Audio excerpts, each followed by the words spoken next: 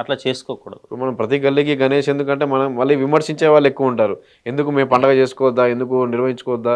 మా హిందూ పండుగల్లో ఎందుకు ఇలా అని చెప్పి. కానీ దీనివల్ల ఎదురయ్యే ఇబ్బందులు ఎవరు? ఇప్పుడు ట్రాఫిక్ గాని, ఇప్పుడు ఎక్కడైనా విగ్రహం తరలింపులోన అది ఉన్నా గాని ట్రాఫిక్ గాని ఇవన్నీ ఇబ్బందులే కదా! మీరన్నట్టు చాలా సందర్భాల్లో హిందూ పండగల మీద కావాలని చెప్పి బురద జల్లే వాళ్ళు, విమర్శించే వాళ్ళు ఉన్నారు వంశీ గారు. ఖచ్చితంగా కొంతమంది అంటారు. అందులో నిజం లేదని నేను అంటలేను. కాకపోతే మనము అలాంటి అవకాశం మిగిలిన వాళ్ళకి ఇవ్వద్దు. మనం కండక్ట్ చేసుకునే విధానము చాలా ఉన్నతంగా ఉండాల. మిగిలిన వాళ్ళు ఆదర్శంగా ఉండాల. ప్రపంచం అంతా కూడా సనాతన ధర్మం వైపు చూస్తుంది. మీరు ఏ దేశం కన్నా వెళ్ళండి. ఈ దేశంలో కాకుండా. ఈ దేశంలో సనాతన ధర్మం నుంచి మనం డిస్కనెక్ట్ అయ్యాము అవగాహన లేకపోవడం వల్ల. చాలామంది అవగాహన పెట్టుకొని సనాతన ధర్మం వైపు అట్రాక్ట్ అయ్యి భక్తి శ్రద్ధలతో మన పండుగలను చేసుకుంటున్నారు. కనీసం మనం వాళ్ళని చూసైనా నేర్చుకోవాలి. అంటే మనం సనాతన ధర్మానికి వారసులం. మన ధర్మం గురించి అన్ని విషయాలు వాళ్ళు తెలుసుకొని వాళ్ళు నిష్ఠతో భక్తితో పండుగలు జరుపుకుంటున్నారు. విదేశాలలో మీరు ఎక్కడైనా చూడండి, చాలా చిన్న వినాయకుని పెట్టుకుంటారు. రోజు పొద్దున సాయంత్రం పూజా కార్యక్రమాలు ఉంటాయి, భజన కార్యక్రమాలు ఉంటాయి. అసలు ఎవరు విగ్రహాన్ని ఇప్పుడు ఎవరైతే గణేష మండపాలు నిర్వహిస్తున్నారో వాళ్ళు ఎవరికైనా వినాయకుడి చరిత్ర కానీ, ఈ వినాయక ఉత్సవాల చరిత్ర కానీ, ఇప్పుడు వినాయకుడికి సంబంధించిన కొన్ని భజనలు కానీ, శ్లోకాలు కానీ, పద్యాలు కానీ అసలు వీళ్ళకి వచ్చా లేదా అనేది ఒకసారి మిమ్మల్ని మీరు ప్రశ్నించుకోండి. ఇప్పుడు భక్తి అంటే భగవంతుడికి నీకు నచ్చిన భాషతో మాట్లాడచ్చు, తప్పని కాదు.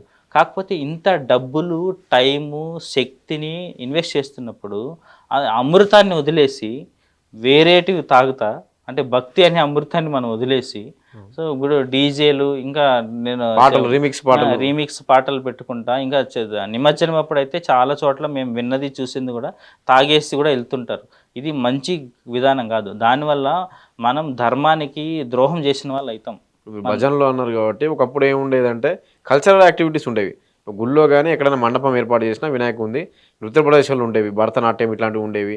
లేదా కొన్ని భక్తికి సంబంధించిన నాటకాలు వేసేవాళ్ళు, ఆ వినాయకుడి చరిత్ర నాటకాలు వేసేవాళ్ళు, కోలాటాలు వినట్టు, లేదంటే పాటల పోటీలు నిర్వహించేవారు, కబడ్డీ కానీ ఇట్లాంటివి పెట్టి. ఇప్పుడు అవి ఏమీ లేకుండా కేవలం డీజే, తీన్మార్, డ్యాన్స్ ఇవే ఎక్కువైపోయింది. అంటే ఇప్పుడు కల్చరల్ యాక్టివిటీస్ అంటే నృత్య ప్రదర్శనలు ఇవ్వడము. ఇప్పుడు చిన్నపిల్లలు ఎవరైనా ఉంటే వాళ్ళని కల్చరల్ యాక్టివిటీస్లో పార్టిసిపేట్ చేయించేవాళ్ళు, భక్తి పాటలు పాడించేవాళ్ళు, వినాయకుని పాటలు పాడించేవాళ్ళు, సింగర్స్ ఉండేవాళ్ళు. ఇటువంటి లేకుండా ఓన్లీ డీజే అయిపోయింది. అంటే ఇదెంతవరకు కరెక్ట్ ఈ కల్చర్? ఇది అసలు మనం యాక్సెప్ట్ చేయకూడదు. ఈ విషయంలో మాత్రం చాలా స్ట్రిక్ట్గా ఉండాలి. వినాయక చవితి నిర్వాహకులకి ఆ ఊర్లో ఉన్న పెద్దలు ఎవరైనా యూత్ పిల్లలకు తెలియకపోతే చెప్పాలా, ఎట్టి పరిస్థితుల్లోన భక్తి పాటలు కాకుండా వేరే పాటలు ప్లే చేయకూడదు వంశీ గారు. అది మంచిది కాదు. ఖచ్చితంగా ఎట్టి పరిస్థితుల్లోనూ ఎవరైనా అంటే మత్తు పదార్థాలు తీసుకొని మండపాల దగ్గరకు వచ్చి అంటే అలాంటి పాటలు కన్నా వేరే పాటలు పెట్టుకొని డ్యాన్సులు చేయడము, అట్లా వేరేగా ఎగరడము అట్లాంటివి చేయకూడదు. వీళ్ళు 9 రోజులు వినాయకుని పెట్టుకోవాలంటే రోజుకొక కార్యక్రమం వీళ్ళు ముందే పెట్టుకోవాలి. ఇప్పుడు మనం 10 కుటుంబాలు ఉన్నాయి, కలిసి వినాయకుని పెట్టుకున్నాం. పిల్లలందరూ కలిసి ఒక్కరోజు వాళ్ళకి తెలిసిన శ్లోకాలు నేర్చుకుంటే వక్రతుండ మహాకాయ అట్లా ఏదో ఒక శ్లోకం నేర్పించండి. ఆ సందర్భంగానే నేర్పించండి. పిల్లలు ఒకరోజు చేస్తారు, మహిళలు ఒకరోజు చేస్తారు, పురుషులు ఒకరోజు చేస్తారు. ఒక్కొక్క కుటుంబం ఇప్పుడు 9 కుటుంబాలు ఉంటే ఒక్కొక్క కుటుంబం ఒక్కొక్క రోజు ఒక్కొక్క యాక్టివిటీ చేయాలి. అసలు ఎవరన్నా ప్రవచనకర్తలు ఉంటే వాళ్ళని తీసుకొచ్చి వినాయకుడు గొప్పతనం ఏంటి, వినాయకుడు చరిత్ర ఏంటి మన పిల్లలకు చెప్తే అసలు ఎంత బ్యూటిఫుల్ కాన్సెప్ట్స్ ఉంటాయి మన ధర్మంలో. ఇప్పుడు స్టూడెంట్స్కి మెయిన్గా ఇప్పుడు వినాయకుడు ఆకారం గురించి వాళ్ళకి వివరణ తెలిపిన చిన్నప్పుడు తెలిస్తే వాళ్ళకి అర్థమైపోతుంది. ఆయన ఆకారం సిగ్నిఫికెన్స్ మనం తెలుసుకుంటే జీవితంలో చాలా గొప్ప వాళ్ళం అవుతాం. ఇప్పుడు ఆయనకి పెద్ద పెద్ద చెవులు ఉంటాయి. అసలు దాని అర్థం ఏంటంటే మనం ప్రతిదీ వినాల, అంటే తక్కువ మాట్లాడాలా, ఎక్కువ వినాల అని చెప్పి. ఆయనకి సూక్ష్మ నేత్రాలు ఉంటాయి. అంటే ప్రతిదీ కూడా మనకు కనిపించిందంతా నిజం అనుకోవద్దు, సూక్ష్మంగా చూడాలా, పరిశీలన శక్తితో చూడాలా. అంటే ఒక రీసెర్చ్ మోడల్లో మనం ప్రతిదాన్ని చూడాలా. ఇప్పుడు మామూలు వ్యక్తులు చూడడానికి, ఒక స్కాలర్ చూడడానికి, రీసెర్చ్ చేసిన వ్యక్తి దానికి డిఫరెన్స్ ఉంటుంది వంశీ గారు. అలా చూడాలని చెప్పి అందుకోసం ఇప్పుడు ఉండ్రాలు కానీ ఇప్పుడు పొట్ట ఎందుకు పెద్దగా ఉంటుంది అంటే మనం జీవితంలో చాలా వాటిని డైజెస్ట్ చేసుకొని కంట్రోల్ చేసుకునే ఓపిక ఉండాలి, ఆ సహనం ఉండాలి, భరించే శక్తి ఉండాలి, ఆ ఎండ్యూరెన్స్ కెపాసిటీ అంటారు అది ఉండాలి. అట్లా అంటే చెప్తున్నాను, అట్లా ప్రతిదీ కూడా అలాంటివి పిల్లలకు చెప్తే వాళ్ళకి మనం భగవంతుడి గురించి అర్థమవుతుంది, ఆ భక్తిభావం పెరుగుతుంది, వాళ్ళు మరింత శ్రద్ధతో ఆ పండగని ముందుకు తీసుకెళ్తారు. మనం అలా లేకుండా ఏం దేవుడి గురించి ఏం ముచ్చటే లేకుండా మనం ఎంటర్టైన్మెంట్ కోసం ఉత్సవాలు చేసుకుంటే అది మంచి పద్ధతి కాదు. ఎంటర్టైన్మెంట్ అంటే విగ్రహాల్లో కూడా ఎంటర్టైన్మెంట్ ఉంది. ఎందుకంటే బాహుబలి గణేష్, పుష్ప గణేష్, అంటే సినిమాలలో క్యారెక్టర్లను గణేష్ విగ్రహాలు పెట్టి, ఒకప్పుడు వినాయక విగ్రహం అంటే వినాయకుడే, వినాయకుడు రూపం వినాయకుడు అంతే, లేదా శివపార్వతులు.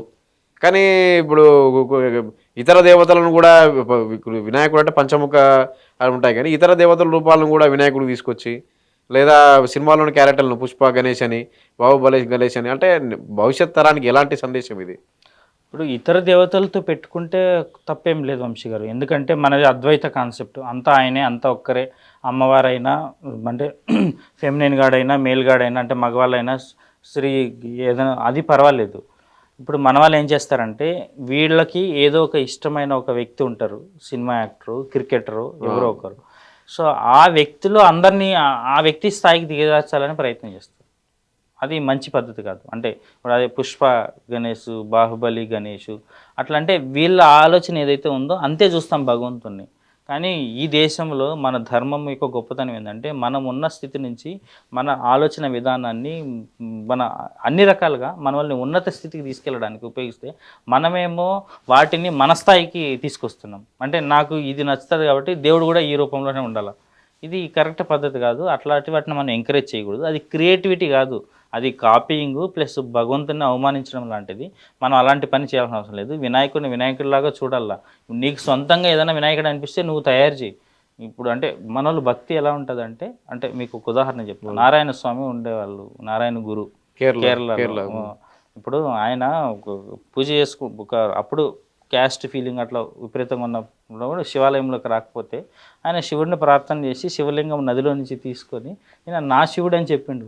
అక్కడున్న శివలింగానికి ఇక్కడ ఉన్న మైనర్ వేరియేషన్స్ ఉంటుంది, అది సేమ్ ఇట్లనే సైజు షేపు ఇట్లా ఉండాల్సిన అవసరం లేదు. అంటే చెప్తున్నా అది భక్తి, అది భక్తి. లింగాకారం ఉంటుంది, మిస్ కాదు, ఎసెన్స్ మిస్ కాదు, అది భక్తి. గ్రాస్గా అంటే సైజు కొంచెం కలర్ డిఫరెన్స్ ఉంటుందేమో కానీ ఆ లింగ ఆకారం మారిపోదు పూర్తిగా. సో అది భక్తి. మనం ఆ లెవెల్కి వెళ్ళాలి, కానీ మనకు తెలిసిన మామూలు మనుషుల స్థితికి తీసుకురావడం అనేది తప్పు, అట్లా చేయకూడదు. నిమజ్జనం అప్పుడు అంటే నిమజ్జనాన్ని గ్రాండ్గా చేసుకోవడం ఒకటైతే, ఇప్పుడు విగ్రహాలను తీసుకొచ్చేటప్పుడే డీజే పెట్టడం, పాటలు పెట్టి అలాంటివి తీసుకొస్తున్నారు. అంటే విగ్రహాలను మండపాలకు తరలించేది చాలా గ్రాండ్గా చేస్తున్నారు. ఎందుకు ఈ పరిస్థితి అంటే, ఒకప్పుడు నిమజ్జనం చేస్తున్నారంటే నిమజ్జనాల వరకు ఓకే, నిమజ్జనాలు అలా జరుగుతూ ఉంటాయి, కానీ విగ్రహాలను మండపాలకు తరలించేది కూడా చాలా గ్రాండ్గా ఉంటుంది. అదే గ్రాండ్గా ఎట్లా అంటే టపాకాయలు పటాకులు కాలుస్తున్నారు భారీగా, అంటే వస్తున్నారు అని చెప్పడం కోసం. ఇది పూర్తిగా అంటే అసంబద్ధమైన చర్య, అది అసలు మనం యాక్సెప్ట్ చేయకూడదు. ఇట్లాంటివన్నీ కూడా ఇట్లాంటివి చేయడం వల్లనే మనం అంటే చాలామంది బాధపడుతుంటాం. అంటే మిగిలిన మతం వాళ్ళు మనల్ని విమర్శిస్తారు, లేకపోతే మన మతం వాళ్ళు మిగిలిన మతం విమర్శలు కూడా ఉంటాయి. మళ్ళీ మీరు పండగ చేసుకొని ఎందుకు ఇట్లా అని లేదు, పండగ చేసుకొని ఇస్తారు, కాకపోతే ఆ పండగని పండగలాగా చేసుకోవాలా. మనం పండగ పేరుతో అంటే దండగ పనులు చేయకూడదు, అది అసలు మంచి పద్ధతి కాదు, అట్లా చేయకూడదు. అసలు భక్తి అనేది భగవంతునికి మనకి మధ్యలో చాలా పర్సనల్ విషయం. అంటే ఓపెన్గా చెప్పాలంటే ఇది చాలా పర్సనల్ విషయము. మనం భగవంతునితో ఎంత ఉంటే, ఎంత సమయం గడిపితే అంత మంచిది. సమయం అంటే క్వాలిటీ టైం, అంతేగాని ఈ లైట్లు లేకపోతే పటాకాలు కాల్చడము, అంత గ్రాండ్గా చేయడము, ఇవన్నీ భగవంతుడు చూడు. ఇప్పుడు ఇది మీరు ఎవరి చరిత్రలోనే తీసుకోండి, ఒకవైపు బంగారాన్ని పెట్టి ఇంకోవైపు తులసాకిని పెడితే కృష్ణుడు దేనితో సమానం అయ్యాడు? వినాయకుడు చరిత్ర ఉంటుంది కదా, సుబ్రహ్మణ్య స్వామి ముల్లోకాలు తిరిగితే వినాయకుడు తల్లిదండ్రుల చుట్టూ తిరిగితే అన్ని లోకాల్లో కనపడుతూ ఉంటాడు వినాయకుడు ముందే. సో అలాంటి సూక్ష్మమైన విషయాలు మన ధర్మంలో ఉన్నాయి. మీరు చాలా మంచి విషయం చెప్పారు. ఇప్పుడు ఆయన తల్లిదండ్రులు మనకి దైవం. ఇప్పుడు తల్లిదండ్రుల మాట వినకుండా వీడు తాగేసి వినాయకుడి పేరుతో అట్లా తిరగడం కూడా అట్లా చేయొద్దు. చాలామంది కాలేజీలు బంద్ చేస్తారు, స్కూల్ బంద్ చేస్తుంటారు, అన్ని పనులు మానేస్తుంటారు, ఓన్లీ 9 days భక్తి పేరుతో ఉంటారు. తర్వాత నిజంగా ధర్మానికి ఏదైనా సమస్య వచ్చింది అంటే వీళ్ళకి ఆ అవగాహన కూడా ఉండదు. ఇట్లా చేసుకోవడం వల్ల ఈ దేశంలో చాలామంది దేశ విచ్ఛిన్నకర శక్తులు పనిచేస్తున్నాయి. వాళ్ళ చేతుల్లో మనం బలి పశువులు అవుతాం, వాళ్ళ చేతుల్లో పావులు అవుతాం. దయచేసి మన ధర్మం గురించి, సనాతన ధర్మం గొప్పతనం గురించి, మన పండగల గురించి, వాటికున్న శాస్త్రీయత గురించి తెలుసుకొని భక్తి శ్రద్ధలతో చేసుకుంటే మంచిది. లేకపోతే మనం ఈ దేశానికి, ధర్మానికి ద్రోహం చేసిన వాళ్ళం అవుతాం. అట్లా అనడము తప్పని మీకు అనిపిస్తూ ఉండొచ్చు. కానీ ఇది నిజం.